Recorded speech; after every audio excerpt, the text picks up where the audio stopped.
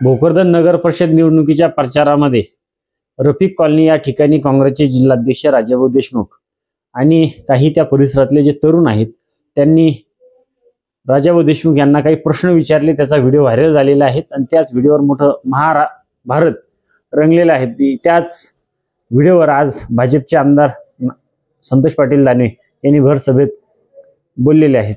आपल्यासोबत काँग्रेसचे शहर अध्यक्ष अब्दुल सत्तार काय सांगाल? ते काल गेले, आम्ही तिथे रॅली घेऊन गेलो। तिथे लोकांना राजाभाऊला प्रश्न विचारले। त्याचे प्रश्न विचारणं योग्य आहे, ते बरोबर आहे। ते काही ना काही कारणामुळे आमच्याकडून चुकी झालेली आहे, ते काम राहिलेलं आहे पाठीमागं।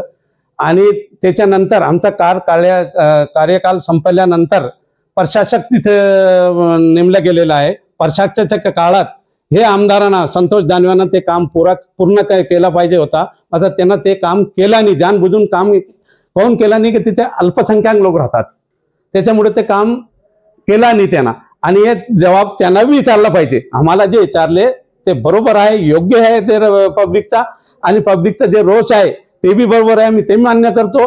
मात्र जितके जबाबदारी राजाभाऊवर होती त्याच्याहून डबल जबाबदारी तिथल्या स्थानिक नगरसेवकावर होती। ते नगरसेवकांना कधी राजाभाऊकडे हात धरून बसले नाही आणि काम करून घेतला नाही। ते नगरसेवकाचं काम होता, काही काम झाला नाही तर मी उपोषणा बसेन, काम होईपर्यंत मी उठणार नाही। मग त्यांना ते तसा काही केला नाही, उलट लोकांशी उलट बोलले आणि ते काम रखडला। त्याच्या एक रोज अगोदर त्यांची रॅली पण झाली।